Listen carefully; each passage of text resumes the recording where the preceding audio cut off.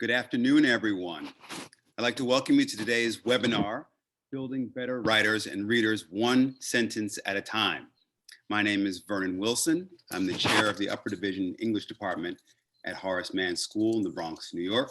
This is my 10th year of teaching English at Horace Mann, and I had the distinct privilege of having today's speaker, Geraldine Woods, serve as my first year mentor when I joined the English department at Horace Mann. I learned so much from her about every aspect of teaching, whether the teaching of literature or the teaching of writing itself. And I couldn't be more grateful to her and more excited to be here with her and with you all today. Geraldine Woods is truly a master teacher and a masterful writer. Geraldine Woods has taught English at every level from 5th grade through advanced placement, most recently at the Horace Mann School. She's the author of numerous nonfiction books for adults and children, including Sentence, a period-to-period guide to building better readers and writers, and 25 Great Sentences and How They Got That Way. Before I hand things over to Ms. Woods, I would like to remind all of you to feel free to submit questions you may have to her throughout the event via the question and answer feature on your webinar toolbar. Not in the chat, but through the question and answer feature on your webinar toolbar. Ms. Woods will leave some time at the end of the presentation to address as many of your questions as possible. Any technical questions you may have will be addressed as soon as we can get to them. Please also note that information on how to view the recording of today's webinar will be sent in a follow-up email. Now I'd like to turn things over to today's presenter, Geraldine Woods. Thank you so much, Vernon, and thank you all for being here this afternoon, or whatever time zone you're in. We're coming to the end of the school year, and I imagine you're pretty tired, so I'm even more grateful that you're here for that reason. What I'd like to talk about today is a method that I have been working on for many decades. It's a method. It's not the only method I use when I'm teaching English, when I'm teaching writing. But I think it's a very useful method, and I hope that you'll find it so as well. This is not intended to be a replacement for what you're doing, or it was never a replacement for what I was doing, but it's something that I found is quite flexible and quite useful. But let me tell you how I got there. When I first started teaching, I had really no clue what I was doing. And like many beginning teachers, I approached things perhaps without a whole lot of ability to understand how they were going to work out. So when my 8th grade class was reading Lord of the Flies, for example, I made this writing assignment, which I thought was going to yield all kinds of interesting, nuanced essays. So I said, describe your ideal society. And I'm thinking they're going to be thinking about personal responsibility and personal liberty and responsibility to the group. And instead I got things like, everyone will be happy, no one will have homework, and not a whole lot of thought went into that. So starting with the big idea was not as helpful to me as I had hoped. Gradually, I realized that I could start with something small. I could start with a sentence. So as you see on the screen, this is a sentence that comes from Ralph, one of the characters. If you haven't read Lord of the Flies recently, some boys are marooned on an island and they're trying to organize essentially a civilization, and they fracture and they dissolve and devolve until they're finally, someone happens upon them at the end. When things are at the breaking point and the society is about to fall apart, Ralph, who is kind of the law and order candidate, says the sentence, which is better, law and rescue or hunting and breaking things up? When I started with that, it was easy for the class to start thinking about the two groups who were in the book, the two groups of characters. But gradually, we just really put a strong lens on that sentence. The way it's written, which is, of course, the way the character is saying it, but this is William Golding's writing, there are two alternatives. Look at those commas, law and rescue, or hunting and breaking things up.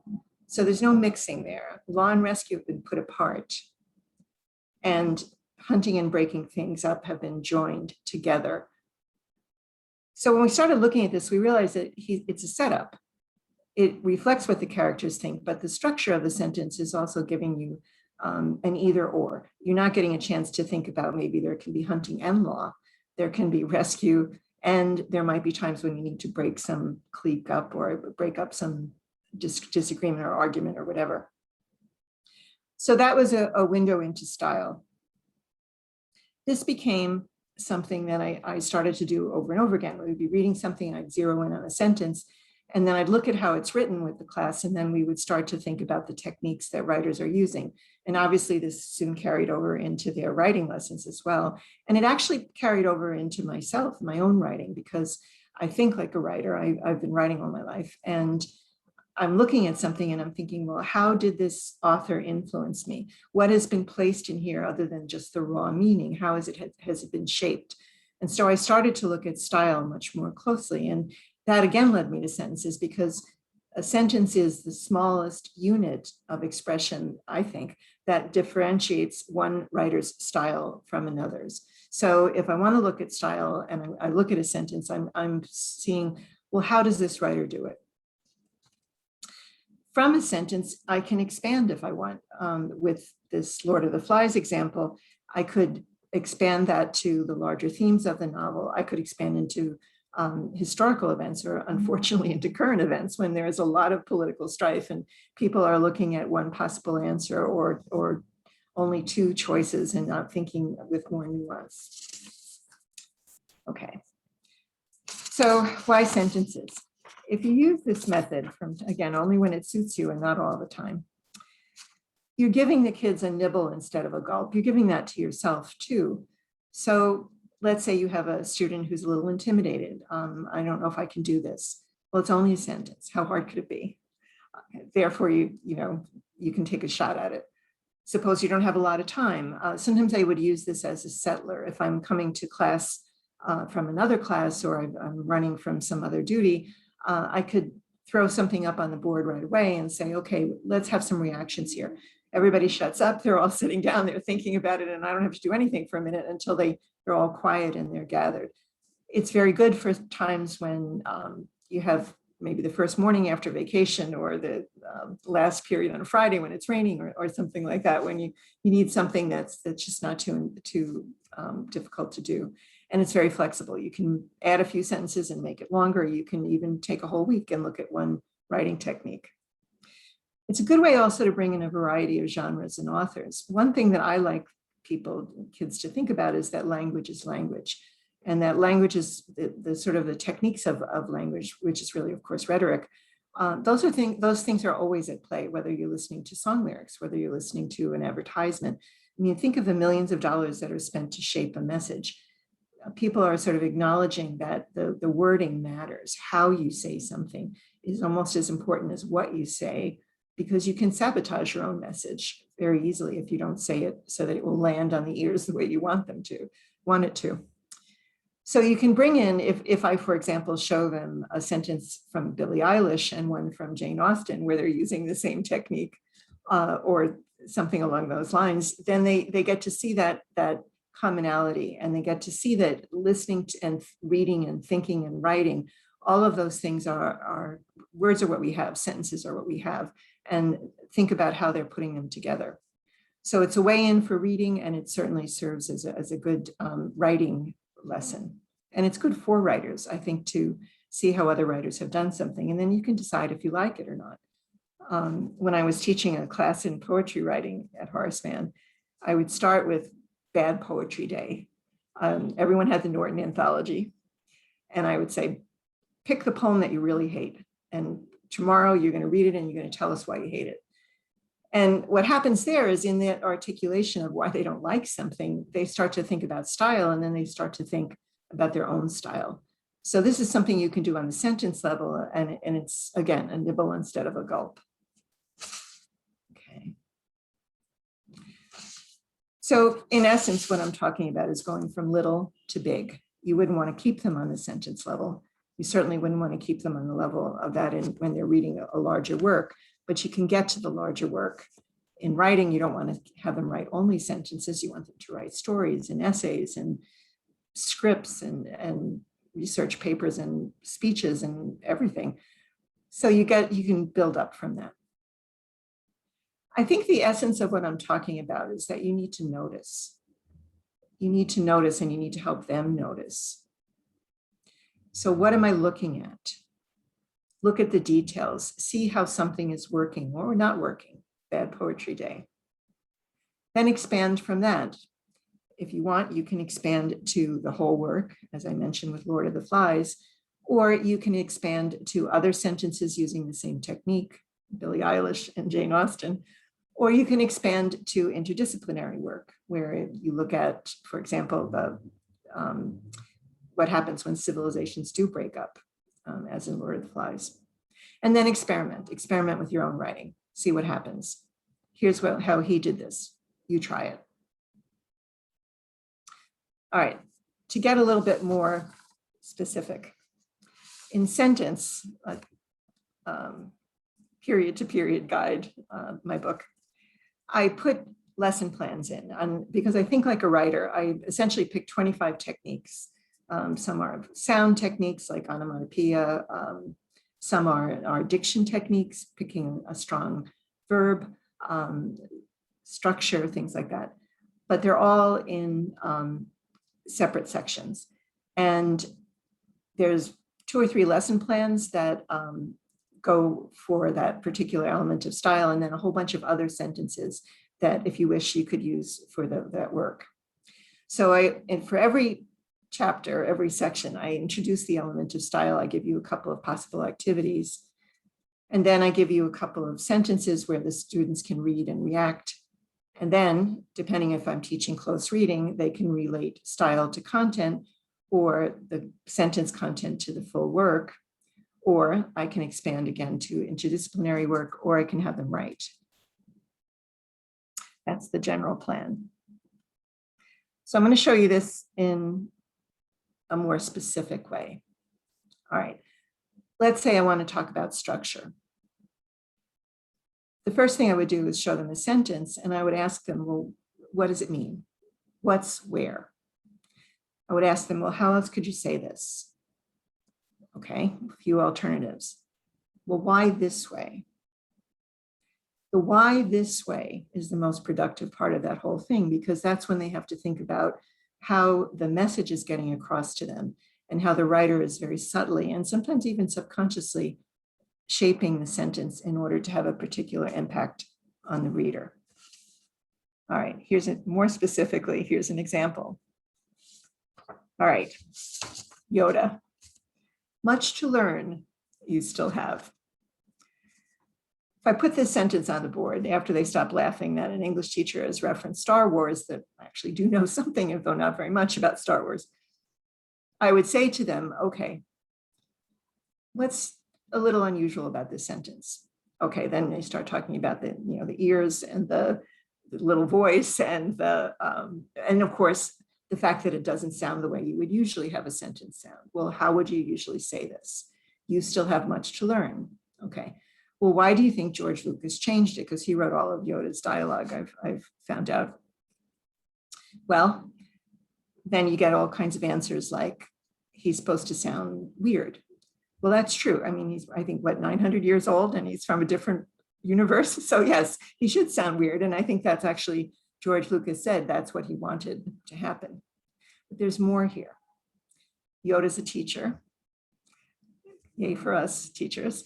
And his job is to teach young Jedi Knights all about what it is to be a Jedi Knight.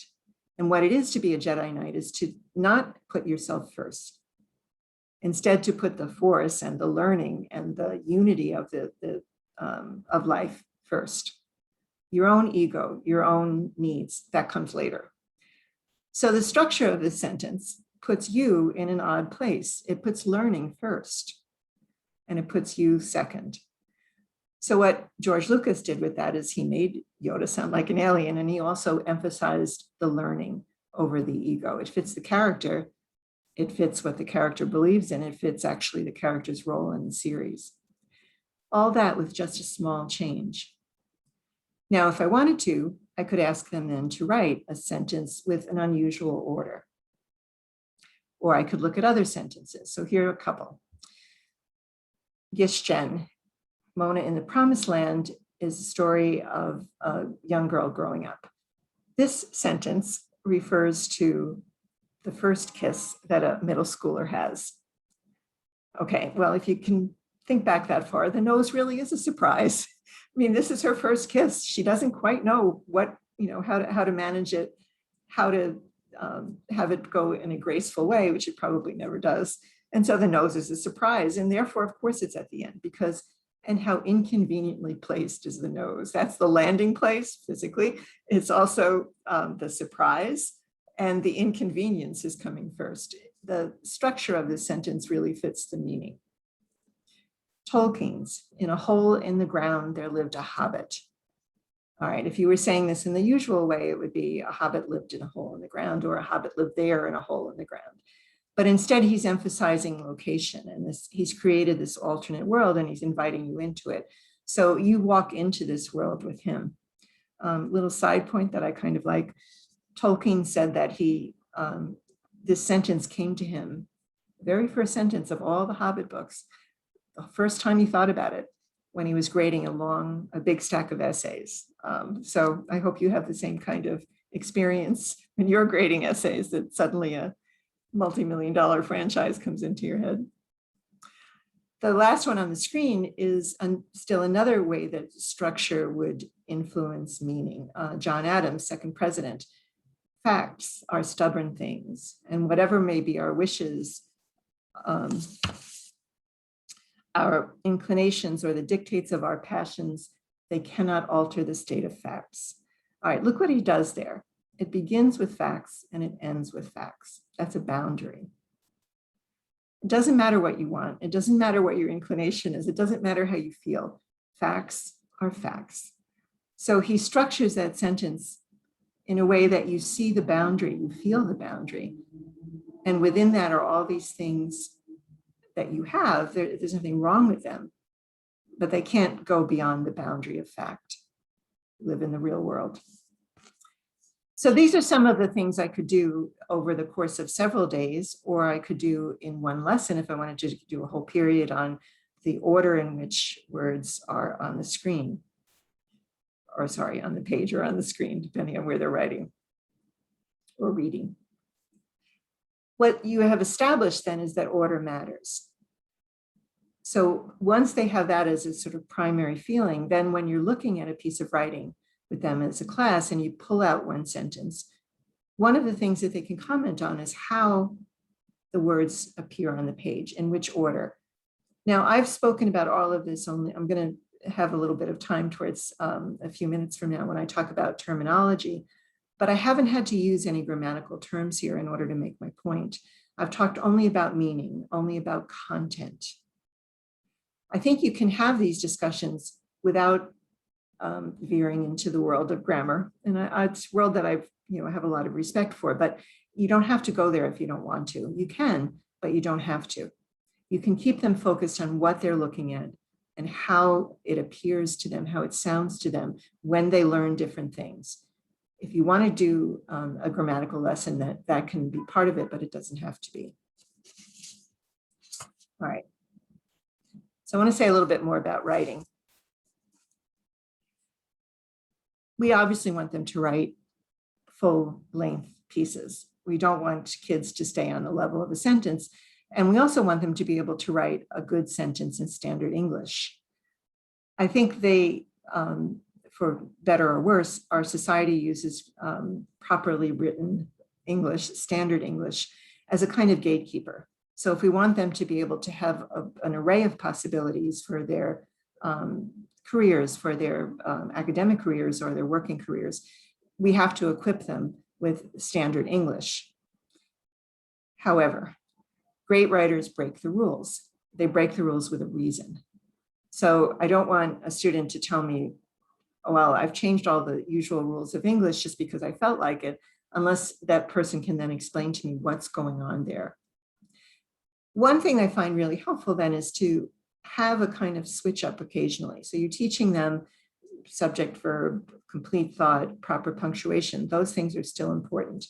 But looking at how a great writer has played with those conventions, and change them, or even if they have followed the conventions, just trying something, try something. Here's how this writer did it. Your turn, see what you can do with this technique.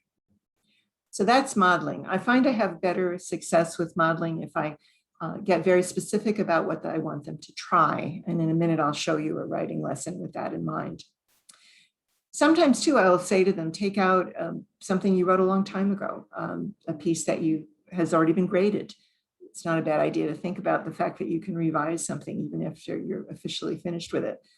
All right, now we've talked about this new technique. How about, is there any sentence in here you might want to reverse? Or is there any verb you want to change? Is there a place where you want to make a question instead of a statement? Whatever it is that you've been working on, they can go back and revise something. Also, you can do some fill in the blanks. In my book, I've got a number of writing exercises attached to each element of style, and some of them are fill in the blanks, and some of them are just open-ended prompts. And then again, expansion if you wish. All right, you started writing, this looks like a good story, see what happens. Even if they hadn't started with a story in mind, it may be something that comes up because they've written a sentence. All right, here's a sample writing exercise. After they see a Yoda sentence, they played around a little bit with word order, you give them a question. When are you coming home?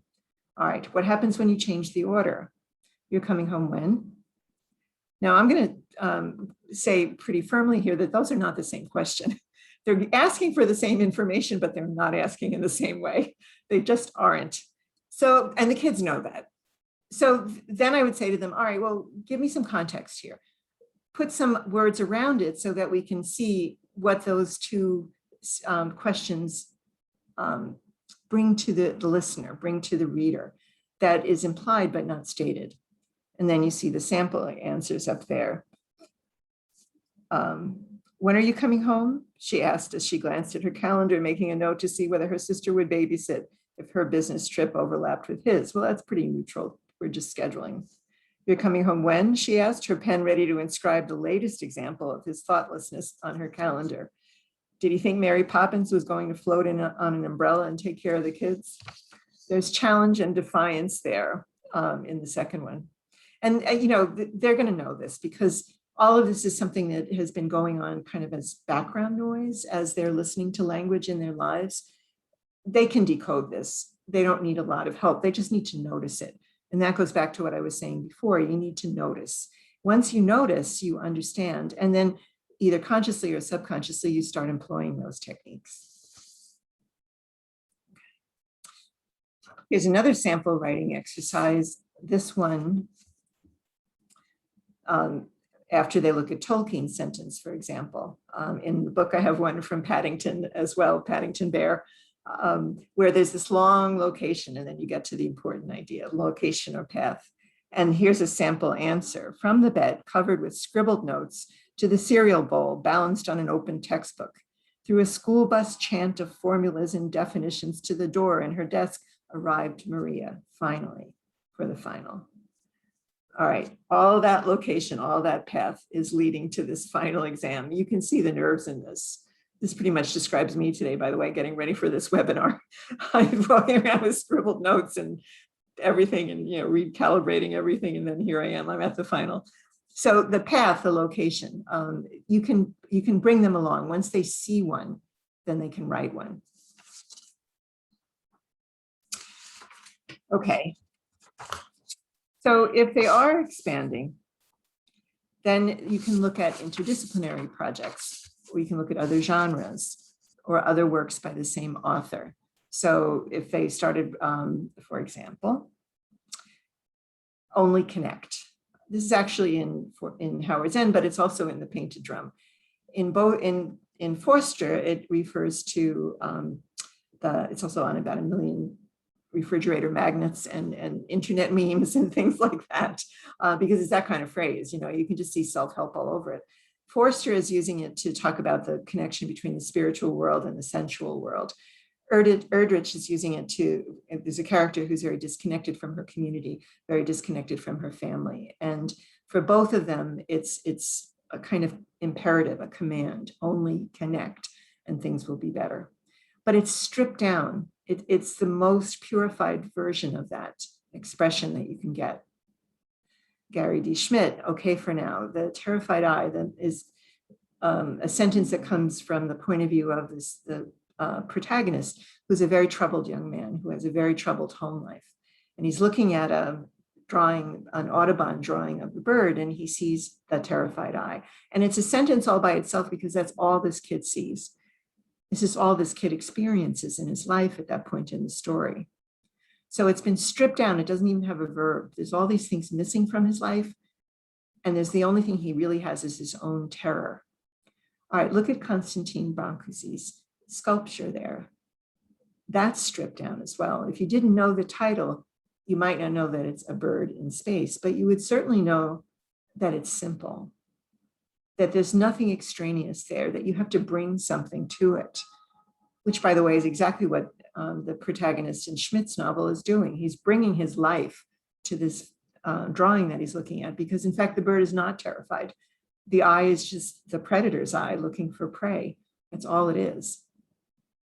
In Foster and on the internet memes, it's a command, but it's not very specific. What does that mean to connect? Do I need to spend more time on Facebook? Probably not.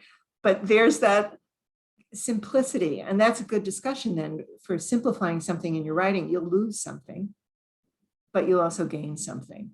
And having that discussion, both as readers and writers, what's been left out. This is from the chapter on simplicity, and it's an example of how to expand into a different genre. I could expand it also if I want, say they're reading okay for now. An expansion of the terrified eye could be a psychology, some psychology reading. You know, what the character is, the main character in this book, and then in the Wednesday Wars, he's a side character and he's a bully. Well, what makes somebody into a bully? Once you see his story, The Terrified Eye, you have a lot more sympathy for him. So other expansion lessons that are possible. All right, just want to show you a couple of other elements of style that you could use, or that I include in the book and that you could think about. Onomatopoeia. I'm not going to read that long first sentence, which has, I think I can 9 times, but if you read that when you were a little kid, or if you've read it to a little kid, you know that it sounds like a train, and train is the character that has to bring toys to the good little boys and girls on the other side of the mountain. And the effort, I think I can. It's all there. It's also, it sounds like the train and it sounds like effort. Both things are relevant there. Coinage. Zora Neale Hurston's novel, Jonas Gordvine, the main character is, at the time of the sentence, has been living in an isolated place. He's been living on a farm, and he's never seen a train. And at this point in the story, he goes to town, and suddenly he was conscious of a great rumbling at hand, and the train shikalacked up to the station and stopped.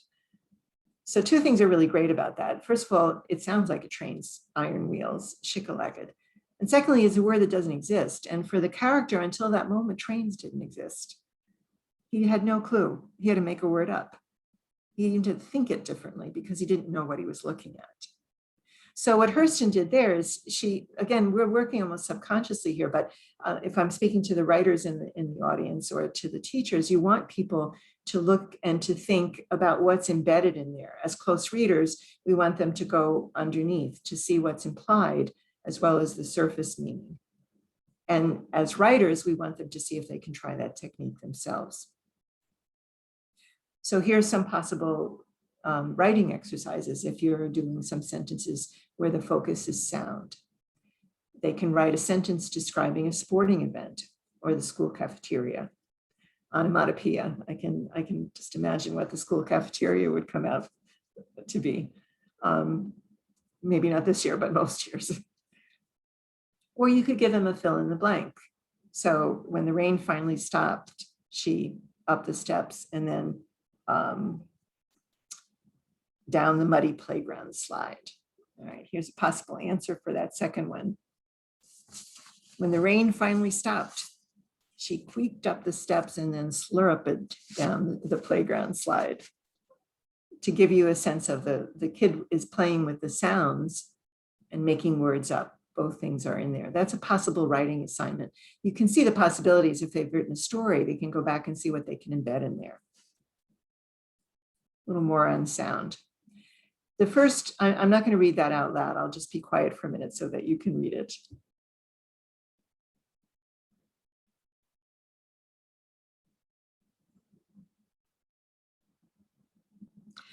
This is Lewis Thomas, who was a scientist and also a writer.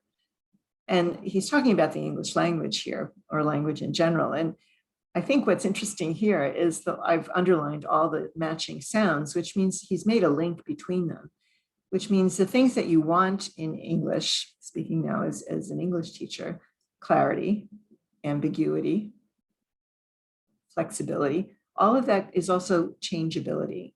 Language is a living entity. It evolves, it changes.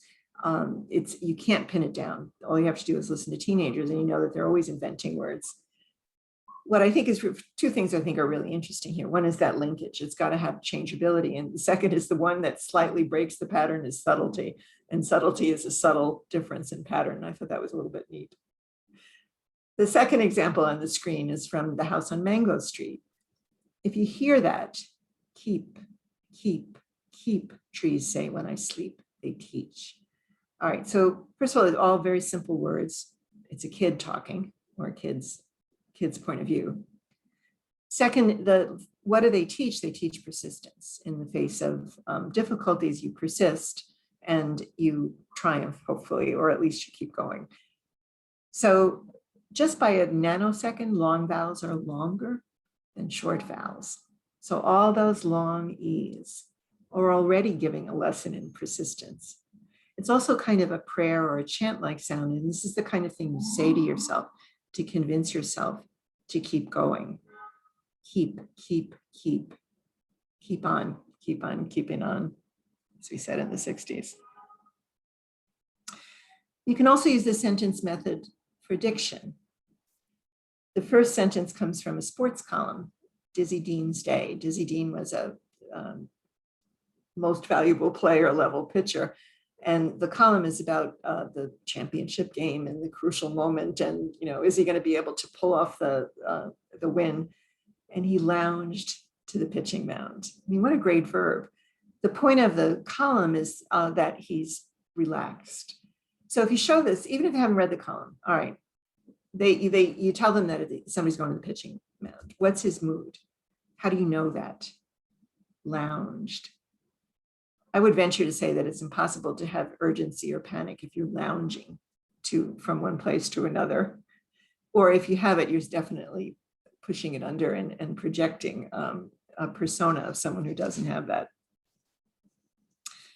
In the column, Dean is interviewed after the championship game, which he wins. And he's all showered and scrubbed and he's got a suit on, and his manager is standing next to him and his pants are down by his ankles and his shirt isn't buttoned, and he's got enough dirt on his face to plant petunias, according to Red Smith. Fortunately, it was a radio interview.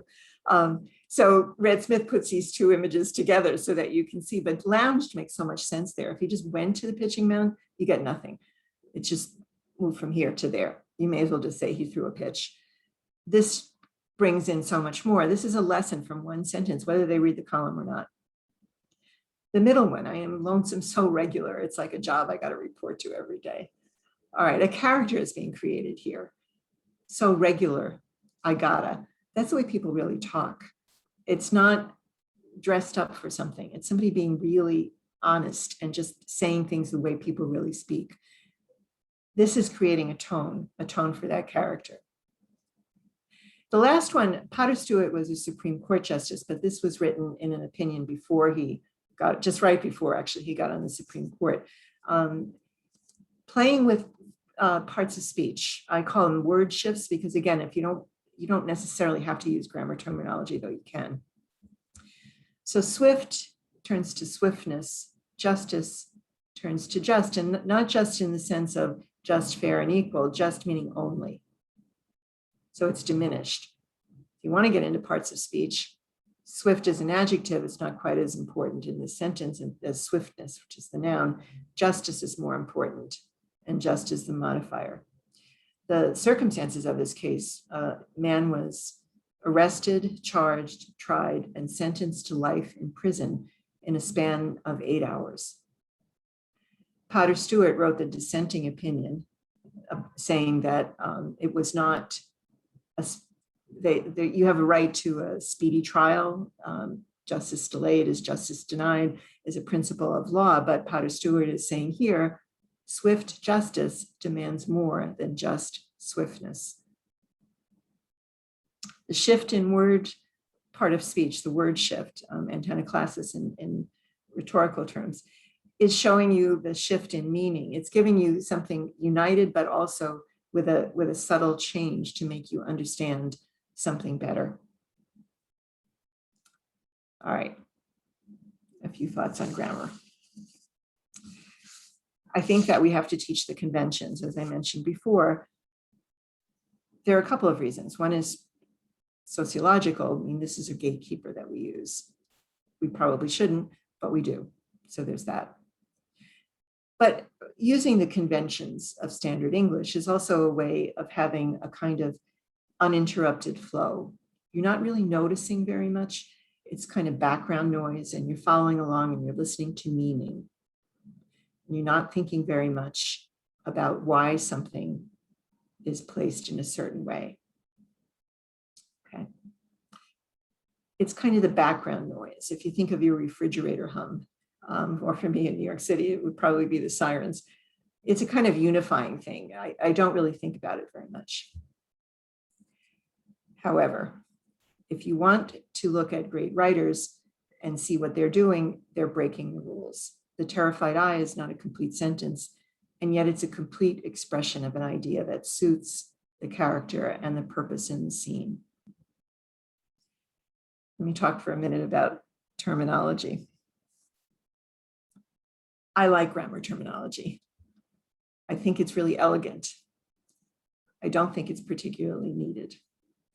When I was in elementary school, my teacher taught us the predicate nominative, predicate adjective, and copulative verb for a certain kind of sentence. By the time I was in high school, it had turned into subject complement and linking verb. That's one reason. The same thing with rhetorical terminology. Something is, the word shift is antenoclasis. That's a nice bridge to the past. It's a nice way of saying you didn't invent language. You're really riding on the shoulders of generations upon generations of people who have created the language, and you are creating it as well. So I think those things have their place. They're elegant, they're nice to know. I think if that's all we do, we work against ourselves. There's a poem called The Naming of Parts. It's by Henry Reed. In the poem, a soldier is taking apart a weapon and cleaning it. And as he's cleaning the weapon, he's naming the parts, each part that he takes one at a time. And as he's doing that, he's thinking of all the things he could be doing if he were not a soldier, if he were not going off to war, the everyday pleasures of life.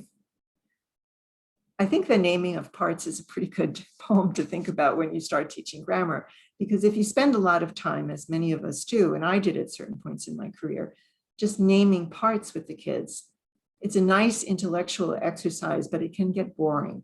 And if you stay there, the reason we have grammar rules, apart from conventions, the reason we have them gets lost. Here's what I need. Here's what I mean.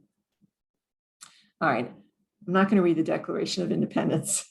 Don't worry about that. I think you know it. But I am going to point out, we teach, as English teachers, we teach the importance of parallelism. To state the rule is that if you're doing the same thing in the sentence, you should be the same grammatical identity. If you have the same role in the sentence, you should have the same identity grammatically. Okay, that's a rule for consistency, for that flow, that conventionality that I mentioned. But it has another reason. It unifies. So in the Declaration of Independence, the things that they assume everybody's going to agree to, that all men are created equal, that they are endowed by their creator with certain unalienable rights. Those things, I'm not going to read them all, but those are the things that they think everybody can agree with. And they're unified by all those that's, okay? Then when you get to the part that I've highlighted in yellow, that whenever any form of government becomes destructive of these ends, it is the right of the people to alter or to abolish it. It has been linked grammatically to the other parts of this sentence. It has been linked by sound. If you're just hearing it, if you're reading it silently, you're hearing that voice in your head that puts them together. You do violence to the sentence, you crack something in that sentence if it's suddenly changed in grammatical structure. This is using parallelism to unify and therefore to make this inevitable. Grammar for a reason. And then you have non-parallel. Now, this is the kind of thing you tell people don't do in your writing. You probably spend a lot of time telling your students, you have to fix this. This is not parallel. However, sometimes you want to break the pattern. Now, technically, it's not even that bad a pattern break because they're all adjectives. They're all describing teenagers. This comes from an essay about the tendency of adolescence. And I was a high school teacher, so I really like teenagers, but I think all of these things are actually quite applicable to teenagers. They can be beguiling, they can be disgusting, and they can be sleepwalking because we never seem to schedule school when to fit their biological clock. But when they're masterful, oh my gosh, I mean, it's just amazing. So there's the technical part of it, but then there's also just the breakage in order to emphasize one thing.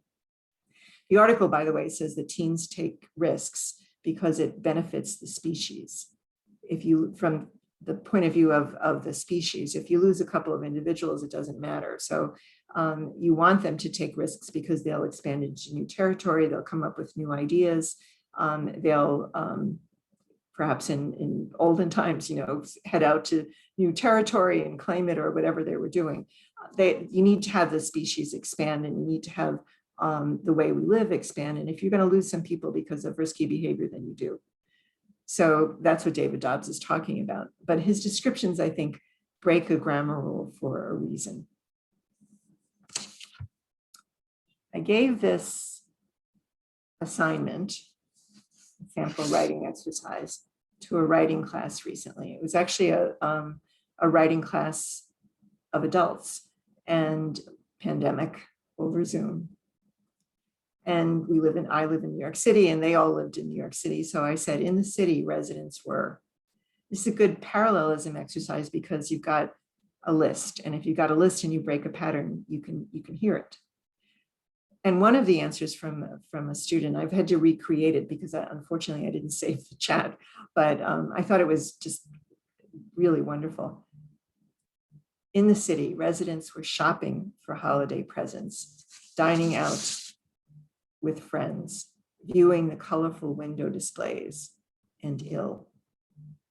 It just blew me away because ill, with COVID-19, this is the city was under lockdown. We were all suffering, except not all of us knew it. And some people were acting as if they were still having their normal lives or defiantly claiming their normal lives. Breaking parallelism there makes that last word hit you like a punch. And it should hit you like a punch, both for the reasons of meaning, COVID-19, such an awful, terrible thing going on. And secondly, how can you have these normal activities knowing that this is pre-vaccine, knowing that you could be spreading the illness? So my feeling about grammar is that you can talk with students or you can think about it yourself if you're a writer and you're thinking about your own writing. I don't think you need to necessarily know how to name everything, but you do know how to you do need to know how to shape it. You do need to listen and to listen to what you're doing and what kind of changes you're making to the usual pattern. The same as with and how inconveniently placed is the nose. That's a sentence that begins with and. I have written a lot of books about grammar, which is a pretty good way to kill a party if you mention that at a party. No one will talk to you. So I do care and I do know what the rules are. But I also think that we just don't talk that way. If we did follow every single rule all the time, it would be quite boring. So Gishen's sentence, and how inconveniently placed is the nose. First of all, the end tells you that she's mid-process of getting to this kiss. So it's continuing. And yes, she broke the rules. So by the way, did Shakespeare. I got an outraged letter from someone saying in the copy advertising this, my book, not the one I'm talking about today, Sentence, which is for teachers, but 25 Great Sentences and How They Got That Way, which is the general public version of this, not that this is how you teach it version. I got an outraged letter saying, do I condone the use of and as the first word in the sentence? Because it was in the copy for selling the book. And the answer is I do condone it. I'm not outraged at all. Okay. I thought you might like to know a little bit about what else is in the book, what other elements you can teach, even if you're not looking at the book, although of course I hope that you do. And it's also, these are the same elements that I discuss at length in 25 Great Sentences, which is for the general reader. So for diction, things like repetition. I don't know about you, but I've read a lot of really great 300-word essays that were 500 pages long, 500 words long, because they just kept repeating themselves, hoping that at some point or another, their point would get through to me, or I'd be impressed by how much they wrote.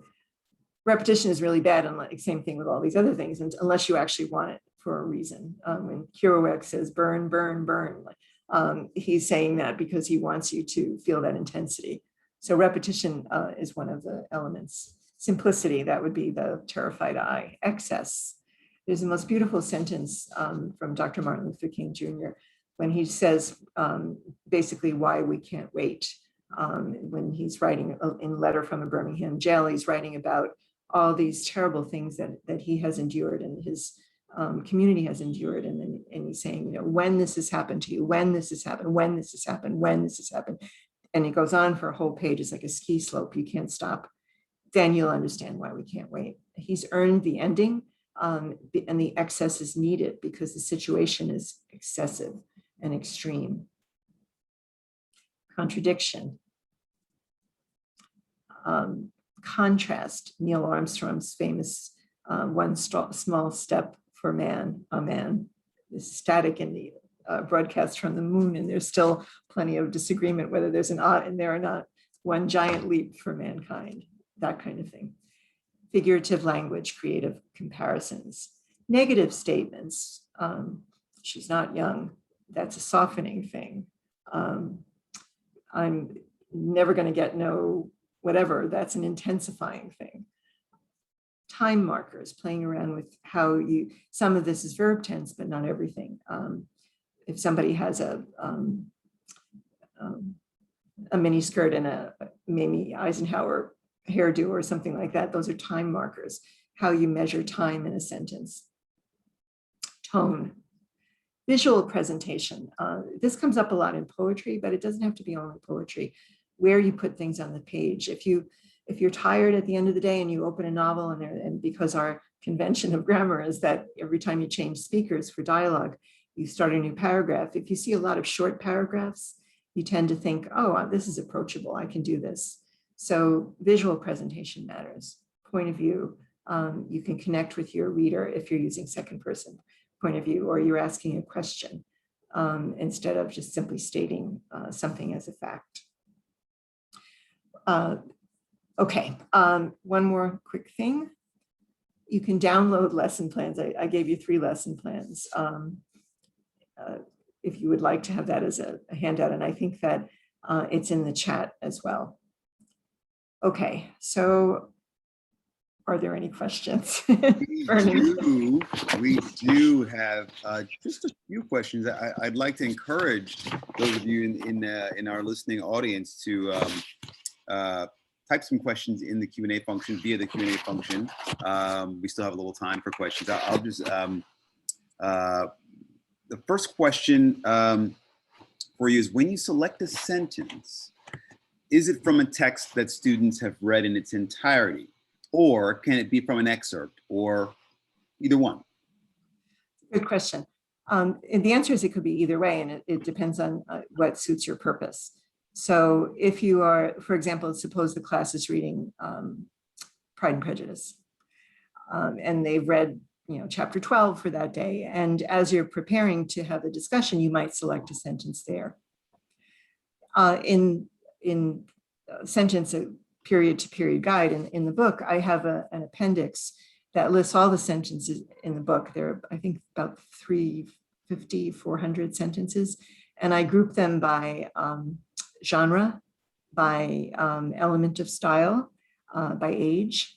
And that way, if you're, for example, you want to show them, let's say they're writing an essay and you want to show them some other essays, sentences that have been used in essays or speeches, you can pick from there. It depends on what I'm trying to accomplish. If I'm doing a writing lesson and I want to stress structure, I might show them a sentence and then the next day another sentence with the same structure but a different source. I don't think you need a lot of context. If you think of the famous, the only thing we have to fear is fear itself. Let me just find that, if I can find it quickly, from FDR's inaugural address. You don't need a lot of context for that. Here, I'll read the sentence for you. So first of all, let me assert my firm belief that the only thing we have to fear is fear itself, nameless, unreasoning, unjustified terror, which paralyzes needed efforts to convert retreat into advance. They can read the whole inaugural address. That's fine. They don't have to. They can read that part. And they don't have to read any of it if you just want to look at repetition, fear. They just want to look at unreasoning, the diction, unreasoning, unjustified, or structure. First of all, he's telling you, this is my priority. There's so much in there that they have no context whatsoever. On the other hand, sometimes you have to give context. So there's a play called Eliot, A Soldier's Fugue. It's a really beautiful play by Chiara Alegria Udes. And in that sentence, in that play, there are 3 generations of the military family. They've been in the Korean War and then in the Vietnam War. And there was one other one, I forget for the moment. The characters narrate their own stage directions. So at one point, a character says, off stage, a boy enters. Well, you can't get anything out of that until the character comes on stage and you see that it's a soldier in full combat gear. And then suddenly, and that's the grandfather character. And suddenly you see that he thinks of himself now as an old man looking back, he was a boy. So how much context you give them is kind of up to you. If I'm working on something I'm already teaching, then they don't have to have read the whole book. They can just put it into context of whatever they've read thus far. If I want that to look only at writing, I can just pick from anywhere, from song lyrics, for example, from internet memes, anything that I want from movies, Yoda, and just put it together to show them an element of writing. So it's kind of up to you, but you also have to use give them a little bit of context. In the sample lesson plans, I have 2 sets of questions for brief context, if you just want to throw out one sentence and they're there, or extended context, and then you can expand it a little bit and maybe they've read a little bit more, or you just want them to dig a little bit harder. So both things are possible. Here's another question, or part question, part appreciation. I'm a huge fan of using mentor text, and you've given such excellent examples. Does the book sentence provide multiple mentor texts for examples of these elements? Yes. Well, there are, rather than saying that there are texts, there are, as I said, about 350 to 400 sentences. And in some of them, I go into great detail about what the source is, and then that you might find something that you'd like to use. And in some of them, I just throw it out there and you can see the technique in action. I explained Yoda, but you don't really have to explain Yoda, or something like that. So there's both possibilities, but I hope what you would find in there is some inspiration of works that you might like to read. In both books about sentences, I've been collecting sentences for a couple of decades, so this is something that I do on a pretty regular basis. But as I was writing, I thought, well, for example, I was writing a chapter on coinage, and I thought, well, who else does this? And I knew that there was one I wanted from Maya Angelou's I Trusted Myself Back into the Store, the little girl who's desperately trying to recover from a trauma. The verb trust there as a verb of motion is quite interesting. And then I thought, well, sports writers do. So I went to Red Smith, I went to W.C. Hines and a couple of other really great sports writers, and they're coining all over the place because that's what people do when they're trying to put motion into words.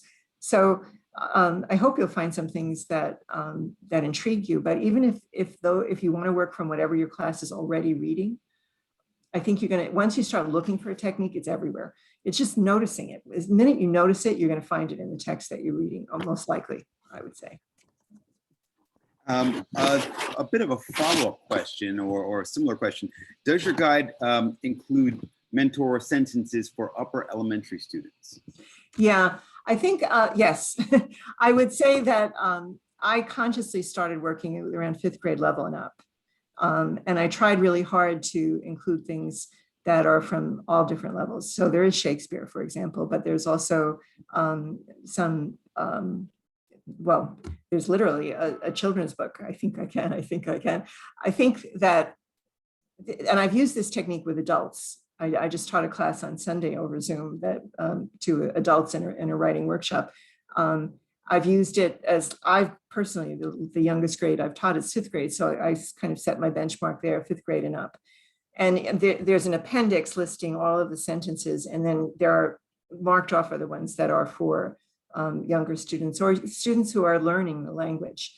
I think you have to remember also, which I know you do, I'm sorry, that was probably uncalled for, but keep, as I have to remember that people are not always necessarily pinned to their ages. There are people that are learning the language and therefore need to look at a reading level that's a little bit easier, even if the text is itself more sophisticated. I don't know if we think we have time for one more. Well, this one is, I guess, a kind of a pedagogical question. Are you familiar with the QSSA system, which stands for Question, Signal, Stem, Share, Assess, to help students ask each other open-ended questions to start a lesson? Yeah, I think, yes, I am. And I think that this is very adaptable so that you could certainly, I mean, the question, you put it on the board or put it on the screen and then, okay, start from there and then just follow that sequence through. The assess part, maybe, because I like people to experiment. I try to stay away from when I'm actually teaching it from saying, well, I like that sentence, I don't like that sentence, because I think that cuts off experimentation. Obviously, there's going to be a time that you're going to have to put a grade on something, but I'd rather have them go back and look at something they've written already, redo it, and then they could either self-assess or you can assess with them or just you. So what did you change? Why did you change it? Did it improve? Did you get your message across better? Because if you want them to experiment, the assessment part, I think, has to really come at the end, and you have to be really careful early on not to put it in too soon. Mm-hmm.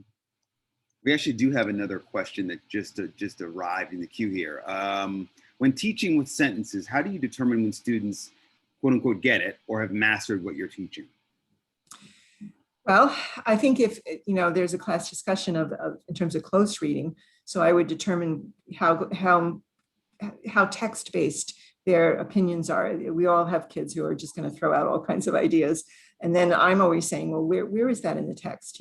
Show me where you see that.